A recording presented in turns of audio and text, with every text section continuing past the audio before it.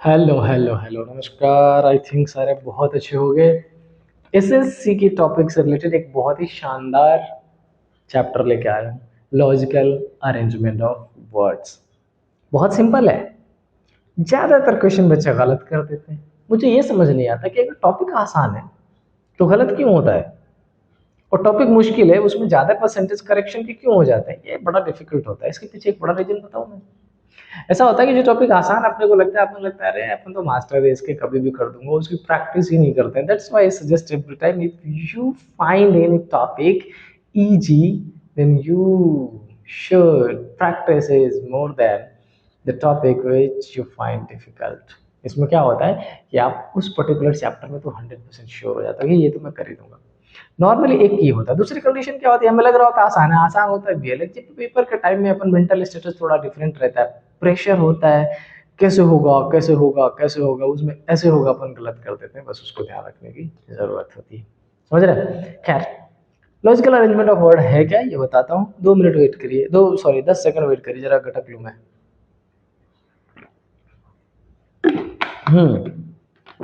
तो ऐसा है कि एक कहानी है, वही राहुल भैया और राजू भैया की। इसमें एक नए दोस्त की एंट्री होती है, उसका नाम है रवि। हम कर रहे पार्टी, और आपको पता ही है मैं शरीफ सा इंसान, पार्टी में ज्यादा शामिल होता नहीं था, तो अपन बैठे हुए थे भाई। लोगों ने पार्टी करी, उसमें हो गई एक दिल्ली का मेट्रो स्टेशन है, मैंने आपको शेयर भी कर रखा, केशवपुरम। पार्टी हुई, लोगों का मन हुआ घूमने जाएंगे, गाड़ियां निकली, गाड़ी में बैठे 5 6 7 निकल चले घूमने। घूमते घूमते घूमते कुछ ऐसी हैपनिंग्स हुई कि पुलिस को आना पड़ा। वैसे दिल्ली में पुलिस चाहती है कि ना ही आए, लेकिन आना पड़ा मजबूरी में उनको। पुलिस आई, पुलिस ले गई उठा के सबको। मैं उसमें गलत फंसा, क्योंकि मैं उस इंसिडेंट में मैं खड़ा था। वहां पर एक छोटी सी जो नुक्कड़ वाली दुकान होती है ना, उस पे। तो जब मेरे दो दोस्तों को पुलिस बिठा रही थी, तो उसने बोला कि सर वो भी हमारे साथ है, ऐसा। ले ठीक है, पुलिस ले गई थाने में। तो लोग पूछ रहे, पुलिस से रिक्वेस्ट कर रहे हैं कि अरे छोड़ दो ये वो। उसमें हमारा एक दोस्त रवि, रवि थोड़े ज्यादा पार्टी मूड में था। रवि ने कहा कि यह पुलिस की तो मैं मानता ही नहीं, सुनता ही नहीं, समझता नहीं, ये तारीख पे तारीख देते रहते हैं, तारीख पे थाने में ऐसा मारा धम। फिर पुलिस वाले को आ गया प्यार, और फिर उन्होंने रवि को लगातार 2 3 मिनट तक बहुत खासा प्यार दिया। मैं तो मेहनत से प्यार दिया, ऐसा कम देखा था मैंने, और शायद पहली बार देखा था मैंने इस तरीके का प्यार। फिर रवि को फील हुआ कि ये प्यार थोड़ा ज़्यादा है।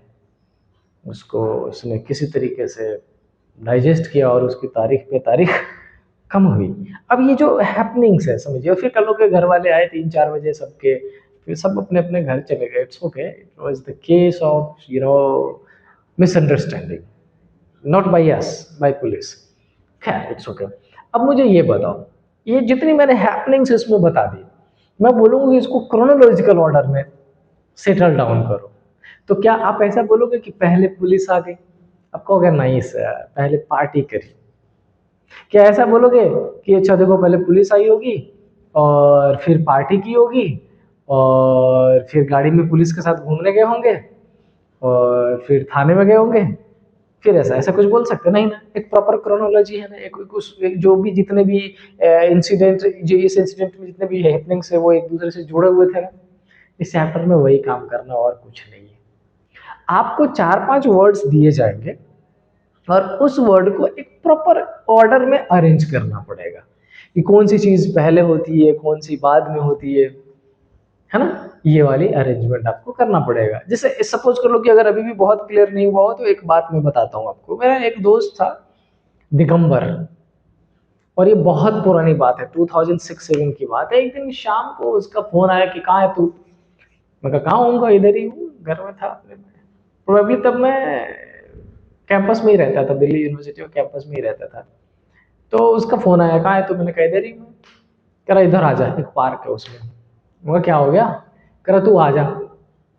मैं कहा भाई कुछ काम कर रहा नहीं है, नहीं तू आ जा नहीं तो फिर गड़बड़ हो जाएगा। मेरे को लगा कि जरूर कुछ, मैं गया उधर, मैंने देखा उस समय उसके ब्लड ब्लड आ रहा है, उसने कुछ हाथ वाथ ऐसा काट रखा है। मैं कहा क्या हो गया? कह रहा वो याद है तुम्हें? मैं कहा हाँ हाँ याद है, इशारे से समझ गया। मैं कहा हाँ हाँ याद है मुझे, वो उसको मैंने किसी और के साथ देखा आज। मैं कहा तो इसमें इतना परेशान होने की क्या जरूरत है, अपनी जान जिंदगी घर वाले सबकी खुशी को निपटाने में लगे हुए, तो इतना क्या दिक्कत है? कह रहा नहीं नहीं ये गलत हो रहा है मेरे साथ, उसको किसी और के साथ नहीं जाना चाहिए। मैंने कहा तेरे को ये पता है कि वो जो किसी और था उसके साथ वो कौन था? क्या नहीं? मैं कहा फिर ऐसा भी तो हो सकता है वो उसका भाई हो, रिलेटिव हो, रिश्तेदार हो, friend, there are a number of options. कह रहा हाँ ये तो मैंने सोचा ही नहीं। मैं कहा ये इसीलिए कहते हैं पहले सोचा करो लॉजिकली कि क्या क्या हैपनिंग्स पॉसिबल है, क्या क्या है, फिर डायरेक्टली अपन पहुंच जाते हैं, जम कर जाते हैं। तो मुझे नहीं लगता है कि अब इससे बहुत ज्यादा बताने की जरूरत है, आप अरेंज कर लेंगे लॉजिकली वर्ड्स को। Let's go to the question directly. क्या लिखा है? In each of the following question arrange the given words in a meaningful sequence and thus find the correct answer from alternative. Question number 1, there is key, door, lock, room, switch on. इसमें कौन कौन सा option है जो पहले आएगा? क्या मैं ऐसा बोल दूं कि पहले मैं स्विच ऑन करूंगा रूम के अंदर, फिर रूम खोलूंगा, फिर लॉक खोलूंगा, फिर डोर खोलूंगा, ऐसा कुछ नहीं। सबसे पहला ऑप्शन क्या होगा? मुझे ऐसा लगता है कि सबसे पहला ऑप्शन की आना चाहिए। आपके पास अगर की होगा तो आप लॉक खोलोगे, चाबी। अच्छा लॉक खोलोगे तो उससे क्या खुलेगा? डोर खुलेगा। अच्छा डोर खुलेगा तब आप रूम के अंदर जाओगे और तब आप स्विच ऑन करोगे। क्या ये करेक्ट आंसर है? तो मुझे लग रहा है फाइनल आंसर हो जाएगा 1 3 2 4 5। की से लॉक, लॉक से डोर, डोर से रूम, और रूम के अंदर जाने के बाद आप करोगे क्या? Switch on. So the correct answer will be, पिछले क्वेश्चन पे चल लो भैया, करेक्ट आंसर हो जाएगा आपका ऑप्शन नंबर बी। और आई होप आपको चीजें क्लियर हो गई होंगी। क्वेश्चन में अटकना लाजमी है, बहुत सारे क्वेश्चन आपको मिलेंगे जिसमें अटकोगे आप थोड़ा थोड़ा, लेकिन मेरी जिम्मेदारी बनती है कि आपको बढ़िया बढ़िया एग्जाम्पल देके समझा देना उसको। नेक्स्ट क्या लिखा है? Word, paragraph, sentence, letters, phrases. अच्छा अगर फोन बज गया रे,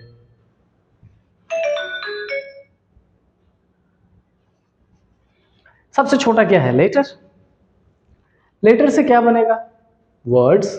यानी कि 4 से शुरू होके 4 के बाद एक आएगा, लेकिन 4 के बाद एक जिसमें भी है बहुत सारे हैं, first second third, sorry first second fourth. अच्छा इसमें दोनों में 5 5 आ रहा है, पांचवा देख लेते हैं क्या है। पांचवा क्या है? फ्रेज। तो 4 1 5, फ्रेज के बाद क्या बनेगा? सेंटेंस, और सेंटेंस से पैराग्राफ। तो 4 1 5 3 2, 4 1 5 3 2 ऑप्शन कौन सा हो जाएगा? डी। मतलब समझ आया? ओवरऑल समझ आया? मतलब क्या करना है आपको? आपको वर्ड्स को एक लॉजिकल वे में अरेंज करके चेकआउट करना है, इधर छोटे से बड़े की तरफ, बड़े से छोटे की तरफ नॉर्मली लिखा हुआ मिलेगा। नेक्स्ट हो, ये आ गया ना, पुलिस, पनिशमेंट, क्राइम, जज, जजमेंट। मुझे ये बताओ, पहले पुलिस आएगी तब क्राइम होगा, या क्राइम होगा तब पुलिस आएगी? आई होप आपको आइडिया लग गया होगा, पहले क्राइम देन पुलिस, ठीक है। उसके बाद जज, जज जजमेंट देगा, और हो सकता है जजमेंट में पनिशमेंट दे दे, ये छोड़ दे कुछ भी। तो 3 1 4 5 2, 3 1 4 5 2 ऑप्शन नंबर डी। दोबारा रिपीट कर देता हूँ। सबसे पहले क्या है? क्राइम करोगे आप, नहीं आप नहीं, मतलब जो करते हैं वो क्राइम करेंगे, फिर पुलिस को खबर मिलेगी, पुलिस आएगी, फिर पुलिस क्या करेगी? पुलिस जज के पास ले जाएगी, फिर जज बहुत सारे तारीख पे तारीख करेंगे, और फिर क्या करेंगे? जजमेंट। एंड देन जजमेंट में माइट भी छोड़ दिया जाए, माइट भी पनिशमेंट दे दिया जाए। नेक्स्ट बहुत शानदार क्वेश्चन है। Arrange the words given below in meaningful sequence. सोचो, family, community, member, locality, country. मुझे लगता है कि हम शुरुआत कर सकते हैं मेंबर से। मेंबर के बाद फैमिली, जैसे आपकी शादी होगी, बच्चे होंगे, उनके बच्चे होंगे, फिर बच्चे होंगे, फिर बहुत सारे बच्चे होंगे, फिर फैमिली बन जाएगी। समझ रहे हैं? तो एक मेंबर से बनेगी फैमिली। अब आपको ये सोचना है कि फैमिली से क्या बनेगा, लोकेलिटी, कम्युनिटी और कंट्री। अच्छा, एक लोकेलिटी में बहुत सारे कम्युनिटी के लोग रह सकते हैं, जैसे आप जिस जिस इलाके में भी रह रहे हो उसमें हो सकता है जैसे सपोज कर लो कि कोई एक अग्रवाल है तो अग्रवाल भी रह रहे होंगे, झा भी रह रहे होंगे, गोयल भी रह रहे होंगे, बंसल बहुत सारे डिफरेंट डिफरेंट कम्युनिटी लोकेलिटी में एक लोकेलिटी में रह सकता है। तो family member, family, community, locality, country. 3 1 2 4 5, 3 1 2 4 5, option number 1 is the correct answer. समझ आया? तो क्या लग रहा है इस चैप्टर को देख के अभी तक क्या समझ में आया? अभी तक बस ये कि जितने भी वर्ड्स गिवन होते हैं उनको एक एक एक बेस कैरेक्टर के बेसिस पे हमें अरेंज करना होता है लॉजिकली, और मुझे पता है उसमें आप सारे बहुत शानदार हो। और अगर आप नहीं कर पा रहे इसका ये मतलब नहीं कि आप लॉजिकल रीजनिंग में अच्छे नहीं, आप तब भी अच्छे हैं लॉजिकल रीजनिंग में, बस नहीं कर पा रहे हैं अभी, क्योंकि अभी आपका दिमाग पढ़ाई पे नहीं कहीं और चल रहा होगा। आप कर लेंगे भाई, आई नो आप कर लेंगे, टाइम बेइंग चीजें हो जाती है, आप कर लोगे, इट्स ओके। नेक्स्ट क्या है? Poverty, population, death, unemployment, disease. बहुत शानदार क्वेश्चन, बहुत शानदार क्वेश्चन है। एथिकली अगर आप सोचो तो भी आपको डीप लगेगा, सोशली सोचो तब भी लगेगा कि कई सारी चीजें हैं, कौन किसका रीजन है। Death is the last one. शुरू किससे किया जाए? पॉपुलेशन अगर ज्यादा बढ़ जाएगा, अनएम्प्लॉयमेंट होगा। जैसा जैसा चलता है नॉर्मली, लोग कह देते हैं कि भाई इतना ज्यादा पॉपुलेशन है, सबको जॉब कहाँ से दी जा सकती है, सबके लिए जॉब ही नहीं। हाँ, लेकिन मुझे एक चीज समझ में आता है, आई वुड लव टू से now this is the correct time. अगर आपके अंदर कैपेबिलिटी, अगर आपके अंदर स्किल है, अगर आप काम करना चाहते हैं, जज्बा है, तो मेरे दोस्त काम की कमी नहीं, बहुत शानदार काम है। Different wages are there to earn. आप किसी एक सब्जेक्ट में अच्छे हो, आप मेरी तरह टीचर बन सकते हैं, अपना लाइफ बहुत शानदार बिता सकते हैं, बहुत अच्छी सैलरी मिलती है, बड़ा खुशी होता है जब बच्चों का सिलेक्शन होता है, बहुत मजा आता है। अगर आप एक राइटर है, आप लेखक बन सकते हैं, टाइम बेइंग अर्निंग शुरू हो जाती है। आप शेर व शायरी में अच्छे हैं, आप वो बोल सकते हैं, दुनिया खड़ी है आपको वेलकम करने के लिए। और तो और मैंने पॉडकास्ट रिकॉर्ड करना शुरू किया था, मैं बहुत अच्छा नहीं था उसमें स्पीकिंग स्किल में, मैंने वो करना शुरू किया, थोड़ी बहुत आने की कंडीशन बन गई। मैं बहुत सारे लोगों को देखता हूँ, एक ऐसे फ्रेंड है मेरे जिनको एक्चुअल में बहुत कुछ नहीं आता है वो, और मैं क्या ही बताऊँ, आउटस्टैंडिंग स्टोरी इट इज। अभी एक एक टाइम था जब उन्होंने 3 बैटरी रिक्शा खरीदा था 2 लाख रुपए में, पुराने पुराने। आज उसके पास 27-28 बैटरी रिक्शा है, पढ़ा हुआ नहीं है, बहुत ज्यादा कुछ नहीं आता है, बस उन्हें एक चीज कर दी, पता है उसके 27 के 27, 28 के 28 बैटरी रिक्शा रनिंग में होता है। क्यों? क्योंकि नॉर्मली जो ड्राइवर्स होता है ना उसके साथ बिहेव अच्छा नहीं करता है। जो ड्राइवर्स होता है ना, उनसे बोला 400 तो 400 चाहिए, इतने चाहिए, उन्होंने फिक्स कर दिया है कि देखो मेरी गाड़ी 30 दिन में चलनी चाहिए, आपको 250 रुपये देना है रोज का।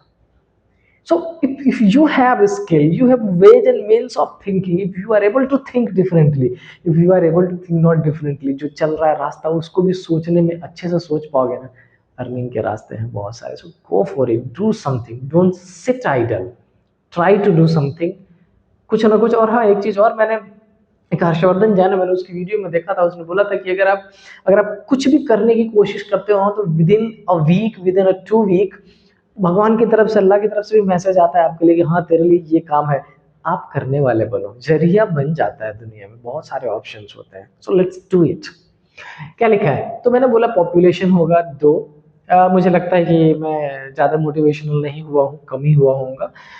पॉपुलेशन बढ़ेगा, अनएम्प्लॉयमेंट होगी, अनएम्प्लॉयमेंट होगा, पॉवर्टी होगा, पॉवर्टी के बाद अगर डिजीज होता है, इलाज नहीं हो पाएगा सही से, क्योंकि आपको पता ही है कंडीशन, तो फिर डेथ हो जाएगी। तो 24153, 24153, option number C is the correct answer. अगर आप ऐसे ऐसे चीज में सी, पता है लॉजिकल रीजनिंग जब मैं पढ़ाता हूँ, ये मेरी पता नहीं बड़ी खासी, इसको नहीं बोल सकता खासियत, is not this is. Corona के टाइम में ना मैं 6 महीने पोडियम से दूर था, क्योंकि कोचिंग इंस्टीट्यूट बंद थे, और बच्चों के आने पे पाबंदी लग गई थी, आप सबको पता है ये। जब मैं 6 महीने बाद जब मैं पोडियम पे लौटा ना, तो फर्स्ट इंस्टेंस जब मैं देखा कि बच्चे 50-60 बच्चे सामने बैठे हैं, I was deep into the tears. मैं रो गया, क्योंकि मुझे पता नहीं क्या ही लगा कि मुझे ऐसा लगा कि मैं अपनी दुनिया में लौट आया हूँ, मैं पोडियम पे हूँ, मैं बच्चों को पढ़ा रहा हूँ, बच्चे 50 बैठे हैं सामने मुझे सुनने को तैयार है कि कुछ तो काम की बात बताने वाला। I loved it and I am loving it. और इसलिए मुझे पढ़ाना बहुत मजा आता है, बहुत मजा आता है। बड़ा सुकून मिलता है इस चीज में, पता नहीं क्यों ही। और कहते हैं ना कि आप जिस काम को पसंद करते हैं, अगर आपका वही लाइवलीहुड बच जाए तो आप और इंजॉय करने लग जाते हैं। तो मुझे बहुत मजा आता है आप सबको पढ़ाने में, बहुत ज्यादा। इसीलिए रोज सुबह शाम अपना पूरा काम निपटाने के बाद, ऑफिशियली जहाँ एंटाइटल हूँ, जहाँ पे जॉब कर रहा हूँ, वो रिस्पॉन्सिबिलिटी कंप्लीट करने के बाद भी बिना थके हारे आपके पास आता हूँ 2 घंटे रोज। या तो वीडियो रिकॉर्ड करता हूँ या लाइव स्ट्रीम करता हूँ। So I would suggest you, enjoy करिए अपने काम को, बहुत मजे हैं जिंदगी में। हाँ, मैं साथ में ये चीज कहना चाहता हूँ कि बड़े सारे मेरे ऐसे दोस्त भी हैं, टीचर्स हैं, जो टाइम पास कर रहे होते हैं, अपने सब्जेक्ट में अपलिफ्टमेंट नहीं कर रहे होते हैं, अपने सब्जेक्ट में ग्रो करने की कोशिश नहीं कर रहे होते हैं। उनको ऐसा लगता है कि मैं जितना जानता हूँ वो बहुत है, ब्रशअप नहीं करते हैं चीज़ों को। मेरे भाई, मेरे दोस्त, मेरे बड़े, मेरे छोटे, अब जो भी हो, मैं बस ये ये मैसेज देना चाह रहा हूँ कि आप किसी चीज़ में अच्छे थे, आप उसकी रोटी खा रहे हो, अब आपकी जिम्मेदारी बनती है ब्रशअप करने का और अच्छा करने का।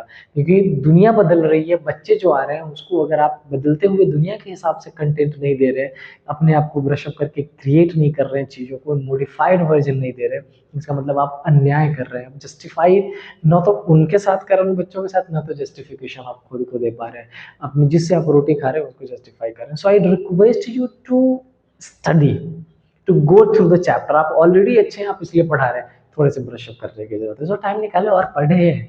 और पता है, इसी पढ़ना ही सही एंजॉयमेंट। आप जो को ये लग रहा होता है कि मैं इसको किसी को बताने वाला हूँ, मुझे ये तो पता ही है इसमें मैं और अच्छा जानने वाला हूँ, you will enjoy it, you will love it. Mental status बदलेगी थोड़ा सा। Let's go to the next question. देखिए, बड़ा ग्रामेटिकल, थोड़ा इंग्लिश इंग्लिश सा हो गया है। Arrange the following, arrange the words given below in A meaningful sequence. कह रहा नेवर, कभी नहीं, समटाइम्स, कभी कभी, जनरली, मतलब यदा कदा हो जाता है, सेल्डम और ऑलवेज। और आपको इसको अरेंज करना है इन अ प्रॉपर सीक्वेंस। अच्छा, सारे के सारे ऑलवेज से ही शुरू है, मतलब हमेशा। क्या इसके बाद जनरली आ सकता है या समटाइम्स आ सकता है? मुझे लगता है ऑलवेज मतलब हमेशा, तो जनरली थोड़े से किसी भी चीज के होने की जो क्या बोलूं मैं, रिदम है वो थोड़ा सा कम होगा ऑलवेज से जनरली में, जनरली से समटाइम्स, यानी कि यदा कदा, कभी कभी। तो मुझे ऐसा लगता है कि 5-3-2, if I am not wrong. हाँ, अगर लगेगा आपको कि मैं कहीं रॉन्ग हो रहा हूँ, आप कमेंट कर दीजिएगा, जस्टिफाई कर लेंगे। 5-3-2, उसके बाद सेल्डम थोड़ा सा कम हो जाता है, और नेवर कभी नहीं। तो क्या मैं 5-3-2-4-1 कर सकता हूँ? 5-3-2-4-1 is the correct answer. So this one is the right answer, right. चलिए, तो ये चैप्टर आई होप आपको समझ आने लग गया होगा कि इसमें अपन कर क्या रहे हैं। अगर इससे रिलेटेड कोई भी डाउट कुछ भी होता हो, आप मुझे भेजें, उसको अपन जरूर सॉल्व करेंगे, आपके क्वेश्चन को लूंगा मैं, सोल्यूशन करेंगे। एक लास्ट चीज मैं बताना चाहता हूँ। सी, दिस इज द डे जहाँ मुझे एक इंफॉर्मेशन मिली, और मैं बहुत खुश होना चाहता था, उसमें बहुत खुश होना चाहता था, बहुत ज्यादा। लेकिन जब मैंने रियलाइज किया कि ये क्या हो रहा है, मैं पता नहीं क्यों बड़े तकलीफ में पहुंच गया। मैं बताता हूँ आपको, पता नहीं कभी आपको भी लगे कि हाँ प्रैक्टिकली ऐसा होता है लाइफ में। मेरा एक दोस्त है, पी सुदेश। जब मैं पॉडकास्ट में रिकॉर्ड करना शुरू किया था, तो is the very first person जिन्होंने मेरे को पोस्ट किया कि यू कैन गो, आप अच्छा बोलते हो, आप कर सकते हो ना, ये स्टार्टअप विद हिम ओनली। तो आज उन्होंने मेरे को इन्फॉर्मेशन दी कि मेरी जॉब लग गई है। मैं क्या पता नहीं ग्रेड ए या 1 या ग्रेड 2 मध्य प्रदेश गवर्नमेंट में टीचर का जॉब है, उसमें सिलेक्शन हो गया है। So we are working together in a same school, in a same institution. तो उनको ऐसा था, तो मेरे को मतलब अचानक से बहुत खुशी मिली, चलो कोई साथ वाला जॉब चला गया। फिर मैंने रियलाइज किया कि अच्छा यार, अब फिर लाइफ से एक वैसा पर्सन चला जाएगा जिसके साथ होना मुझे बहुत अच्छा लगता था, जिसके साथ बैठना बहुत अच्छा लगता था। बहुत सारे ऐसे टाइम है, उस टाइम पे उन्होंने ऐसा सजेशन दिया मुझे जो मैं बोल नहीं सकता। तो वो कहते हैं ना कि कई सारे टाइम लाइफ में एक वैसा पर्सन हो जो आपको वो बता दे जो आपको पता है और आप कर नहीं पा रहे। नॉर्मली मेरे साथ क्या होता था कि मैं जब कभी प्रिकैरियस सिचुएशन में फंसता था, कोई ऐसी सिचुएशन जहाँ पे मैं खुद को हैंडल आउट नहीं कर पाता, मैं अनकंट्रोल हो जाता था, मैं बोलने लग जाता था, चीखने चिल्लाने या रिएक्ट करने लग जाता था, मेरे चेहरे पे रिएक्शन आ जाता था। लेकिन वो पर्सन था जो मेरे को बिठाता, मेरे को समझाता और कहता कि कादे sir, it's a tough time, it's a time where you have to realize you are doing something which should not have happened. So मुझे लगता है कि आपको शांत हो जाना चाहिए, आपको कुछ नहीं बोलना चाहिए अगले 2 दिन 4 दिन 5 दिनों। अगर आपने गलत नहीं किया होगा तो जो गलत है उसको भगवान दिखा देगा, वो खुद ब खुद सामने आ जाएगा। और ऐसा हुआ। और for God sake I would love to say कि मैं जहाँ वर्किंग हूँ अपनी पूरी शिद्दत, पूरी ईमानदारी, पूरी जिम्मेदारी से काम करता हूँ मैं। लेकिन फिर भी होता है, कई सारी चीज़ें अप्स एंड डाउन होती है। वो अप्स एंड डाउन में कई सारे ऐसे किस्से हैं जो नहीं था एक्चुअल में, फिर भी लोगों ने बना दिया। मैंने वेट किया 2 दिन 4 दिन 5 दिन 7 दिन, 8वें दिन मेरे को पॉजिटिव रिव्यू मिला कि जिस पर्सन ने जो कुछ भी बोला था वो खुद गलत प्रूफ हो गया, उसके साथ कुछ ही गलत हो गया कुछ। तब मैं जाकर थैंक यू बोलता कि thank you very much Sudesh sir, you give me something which is life के हर स्टेज पे ज़रूरी है। तो मैं आपसे भी बोलूँगा कि अगर कुछ ऐसी कंडीशन लगती हो ना प्रोफेशनल करियर में जहाँ पे कोई कुछ कह रहा हो, अगर आपको लगता है कि आप गलत नहीं हो, पहले तो आप गलत मत होना। 100% करेक्ट रहना, अपनी जिम्मेदारी, अपनी टाइमिंग, अपना वर्क पूरे को 100% रिस्पॉन्सिबिलिटी के साथ देना। और अगर फिर भी कोई आपकी कोई शिकायत आगे पीछे ऊपर नीचे कुछ करता हो, एक ऊपर वाले पे भरोसा करना, एक अपने ओनर पे भरोसा करना कि वो ओनर आपके लिए उस टाइम सब कुछ है और उसको सब अच्छा भला दिखता है, सब अच्छा भला दिखता है। उसकी नज़रें सब पे होती है जो उसको बताने आया है, जिसके बारे में बताने आया है। वो ये भी जानता है कि जो बताने आया है वो क्या बता रहा है, और वो ये भी जानता है जिसके बारे में बताया है वो क्या है। सब कुछ रहता है। So be something like Sudesh sir, वो खुद के लाइफ में शामिल करते हैं, मेरे लाइफ में भी लाया।